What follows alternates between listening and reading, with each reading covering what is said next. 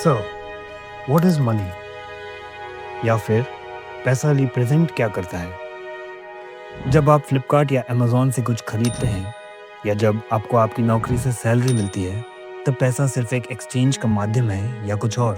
पैसा कॉमनली एक medium of exchange माना जाता है जो किसी भी गुड्स या सर्विसेज के बीच एक्सचेंज को फैसिलिटेट करता है।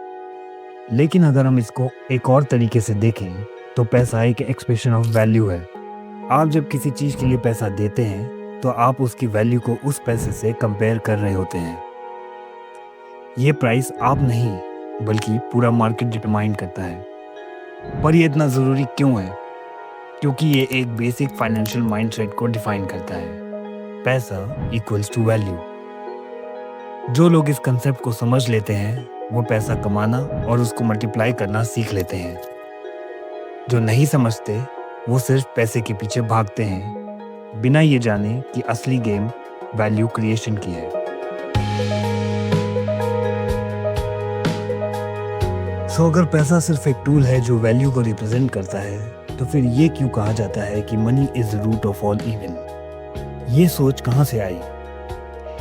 एक केस स्टडी देखते हैं। जॉन डी रॉकफेलर दुनिया के सबसे अमीर इंसानों में से एक, जिन्हें कई लोग ग्रीडी और मोनोपोलिस्ट मानते थे, लेकिन एक साइड और है जो ओवरलुक करते हैं। उन्होंने दुनिया के सबसे बड़े चैरिटेबल फाउंडेशंस की शुरुआत की, मेडिकल रिसर्च को फंड किया और एजुकेशन सिस्टम में रिफॉर्म्स लाए।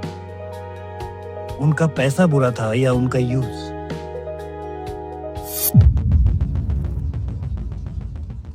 ऐसे ही जब हम किसी बिलियनियर को देखते हैं, Elon Musk, Mukesh Ambani, Jeff Bezos, हम अक्सर सोचते हैं कि ये लोग सिर्फ पैसा बनाने में लगे हैं।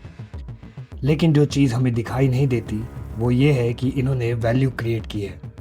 टेस्ला ने इलेक्ट्रिक व्हीकल रिवोल्यूशन लाया, अमेज़न ने दुनिया का रिटेल सिस्टम बदल दिया और रिलायंस ने इंडिया के टेलीकॉम मार्केट को रीडिफाइन कर दिया। ये पैसा एक रिवॉर्ड है जो मार्केट ने उन्हें दिया क्योंकि उन्होंने लोगों की लाइफ में एक पॉजिटिव इम्पैक्ट डाला है। लेकिन इसका दूसरा साइड भी है।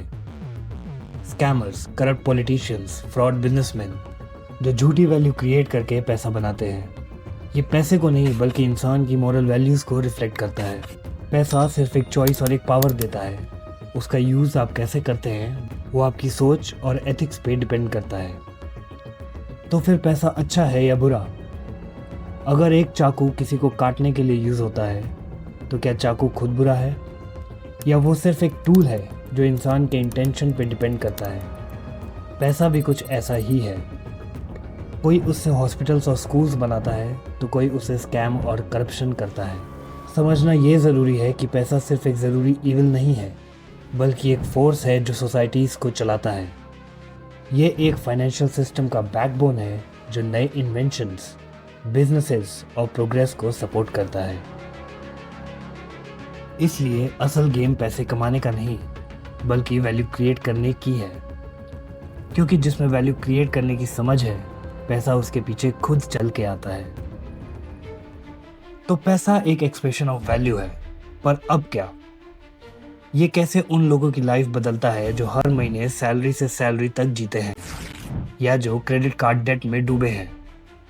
मनी इक्वल्स वैल्यू कह देने से ही उनकी रियलिटी तो नहीं बदल जाती। शायद पैसा देखने का नज़रिया बदल जाए, पर इसका एक्शन ओरिएंटेड सॉल्यूशन क्या है? इसका जवाब एक और सवाल में छुपा है। आपका पैसे के साथ रिश्ता क्या है? पैसा आएगा और चला जाएगा, ये एक साइकिल है जो आपके इनकम और एक्सपेंसेस से एक्सप्रेस होता है। एक और प्रैक्टिकल तरीका इसको समझने का है आपकी प्रोडक्शन वर्सेस आपकी कंजम्पशन। अक्सर पैसा तब आता है जब आप कोई वैल्यू क्रिएट करते हैं और ज़्यादातर लोगों के लिए ये वैल्यू उनकी मेहनत या काम होती है। तो अगर पैसा एक एक्सप्रेशन ऑफ वैल्यू है तो सवाल ये है कि आप किस तरह की वैल्यू क्रिएट कर रहे हैं जो आपके फाइनेंशियल फ्यूचर को सुधार सके। एक नौकरी का पैसा तब तक आपके पास रहता है जब तक आप उसे खर्च नहीं कर देते, चाहे वो एक OTT सब्सक्रिप्शन हो, एक नई कार या एक बड़ा घर। इसी वजह से किसी व्यक्ति की नेटवर्थ को हम इस तरीके से देखते हैं कि वो अपनी इनकम और एक्सपेंसेस का बैलेंस कैसे मेंटेन करते हैं। आखिर आपको क्या लगता है कि प्रोडक्शन और कंजम्पशन के इस इक्वेशन में गड़बड़ कहाँ है? खुद का एक एग्जाम्पल लीजिए। अब तक आपकी लाइफ में जो पैसा आया है उसमें से कितना आज भी आपके पास है? क्या वो किसी एसेट या इन्वेस्टमेंट का हिस्सा बना या सिर्फ खर्चे में चला गया? क्या आपको लगता है कि आपके फाइनेंशियल हैबिट्स में कोई इम्बैलेंस है? ज़्यादातर लोगों की दिक्कत पैसे कमाने में नहीं बल्कि उसको वाइजली मैनेज ना करने में होती है। जैसे एक रिपोर्ट के मुताबिक भारत में हर 4 में से 3 लोग सैलरी से सैलरी तक जीते हैं। ये सिर्फ छोटी इनकम वाले लोगों तक सीमित नहीं है। काफ़ी लोग जो 1 लाख महीने या उससे ज़्यादा कमा रहे हैं वो भी एंड ऑफ द मंथ तक अपनी पूरी सैलरी उड़ा देते हैं। आप कह सकते हैं कि एक अमीर आदमी को और ज़्यादा पैसे चाहिए, लेकिन अगर आपकी इनकम एवरेज से काफ़ी ऊपर होने के बावजूद आप पैसा नहीं बचा पा रहे हैं तो समस्या इनकम की नहीं बल्कि स्पेंडिंग की है। और रैट रेस का मतलब सिर्फ एक 9 to 5 नौकरी करना नहीं है, बल्कि एक ऐसे दौर का हिस्सा होना जिसमें आप फाइनेंशियल एज पर हो, जिसमें एक भी सैलरी डिले हो गई तो आपकी लाइफ कोलैप्स होने लगे। बहुत लोग सिर्फ एक पे चेक दूर होते हैं फाइनेंशियल क्राइसिस से। ये और भी डेंजरस हो जाता है जब आपके ऊपर लोन्स, ईएमआई और परिवार की जिम्मेदारी हो। एग्जाम्पल के तौर पर इंडिया में ज़्यादातर लोग ईएमआई और पर्सनल लोन्स के सहारे अपना लाइफस्टाइल मेंटेन करते हैं। एक अच्छी नौकरी होने के बावजूद अगर आप ईएमआई और क्रेडिट कार्ड बिल्स के डेट में फंसे हैं तो आप सच में एक रैट रेस का पार्ट बन गए हैं। एक और बड़ा प्रॉब्लम है, शर्मा जी को देखो। मतलब अगर आपके आसपास वाले नए आईफोन ले रहे हैं, नई गाड़ी खरीद रहे हैं, नए घर में शिफ्ट हो रहे हैं, तो आपको भी लगता है कि ये सब करना ज़रूरी है। इस वजह से लोग बिना सोचे समझे अननेसेसरी चीज़ें खरीदते हैं और डेट में फंसे रहते हैं। सोशल मीडिया ने इसको और बढ़ावा दिया है। अब बात करते हैं इससे निकलने की, पैसे बचाने की और बढ़ाने की। इस रेस से बाहर निकलने का पहला स्टेप है अपने खर्चे को समझना। हर महीने के एक्सपेंसेस लिखना, चाहे वो किराया हो, खाना हो, पेट्रोल हो, एंटरटेनमेंट हो या शॉपिंग हो।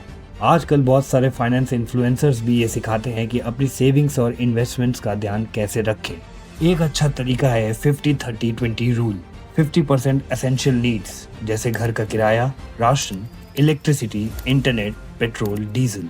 30% लाइफस्टाइल एक्सपेंसेस जैसे कि शॉपिंग, बाहर खाना, एंटरटेनमेंट, एंड 20% इन्वेस्टमेंट्स और सेविंग्स। और सबसे ज़रूरी चीज़, इमरजेंसी फंड। इंडिया में ज़्यादातर लोग कोई इमरजेंसी फंड नहीं रखते। इस वजह से जॉब लॉस या मेडिकल इमरजेंसी आने पर पर्सनल लोन्स लेने पड़ते हैं, जो और ज़्यादा फाइनेंशियल स्ट्रेस क्रिएट करते हैं। फाइनेंशियल इंडिपेंडेंस सिर्फ एक्सपेंसेस कंट्रोल करने से नहीं आती, बल्कि आप कितना कमा रहे हो ये भी इम्पॉर्टेंट है। इंडिया में financial independence, retire early community भी ग्रो कर रही है, जो ज़्यादा से ज़्यादा पैसे सेव और इन्वेस्ट करने पे फोकस करती है। लेकिन सिर्फ कॉस्ट कटिंग ही सोल्यूशन नहीं है। अंबानी या अडानी सिर्फ पैसे बचा के बिलियनियर नहीं बने, बल्कि उन्होंने नए बिजनेस मॉडल्स क्रिएट किए। आज के डिजिटल ज़माने में पैसे कमाने के बहुत तरीके हैं, जैसे यूट्यूब और कंटेंट क्रिएशन। इसी तरह स्टार्टअप्स जैसे जोमेटो, ओला और पेटीएम एक प्रॉब्लम सॉल्व करके बिलियनियर कंपनीज बनी हैं। स्टॉक मार्केट और म्यूचुअल फंड्स भी फाइनेंशियल ग्रोथ का एक स्ट्रॉन्ग मीडियम बन चुके हैं, जहां इंटेलिजेंट सेविंग से लोग पैसिव इनकम जनरेट कर रहे हैं।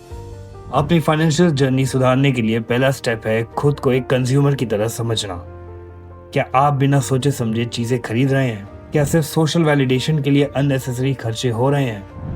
जब कंजम्पशन कंट्रोल हो जाए तब प्रोडक्शन पर ध्यान देना ज़रूरी है। आज की दुनिया में मल्टीपल इनकम सोर्सेज क्रिएट करना बहुत इम्पॉर्टेंट हो गया है। एक जॉब ज़रूरी है, लेकिन अगर आप फाइनेंशियल इंडिपेंडेंट बनना चाहते हैं तो नए स्किल्स सीखना और नए तरीके से पैसे बनाना इक्वली इम्पॉर्टेंट है। आखिर में बिजनेस स्टार्ट करना ज़रूरी नहीं है, लेकिन जो भी काम करें उसमें वैल्यू क्रिएट करना सबसे ज़रूरी है, क्योंकि दुनिया सिर्फ उन्हीं लोगों को रिवॉर्ड करती है जो सोसाइटी के लिए वैल्यूएबल चीज़ें क्रिएट करते हैं। रैट रेस से निकलने का सिर्फ एक तरीका है, पहले अपनी फाइनेंशियल हैबिट सुधारो, फिर नए तरीके से पैसे कमाने का सीखो। अगर ये वीडियो पसंद आई हो तो लाइक ज़रूर करें। इस वीडियो को बनाने में काफ़ी रिसर्च और मेहनत लगी है, ताकि आप तक एक थॉट प्रोवोकिंग डॉक्यूमेंट्री पहुंचा सकूं। अगर आपको ऐसे ही और भी इंटरेस्टिंग डॉक्यूमेंट्रीज देखनी है तो चैनल सब्सक्राइब करें। आपका सपोर्ट मुझे और भी बेहतर कंटेंट बनाने के लिए मोटिवेट करता है। सिर्फ तभी सब्सक्राइब करें जब आपको वीडियो सच में पसंद आई हो। मिलते हैं अगले वीडियो में।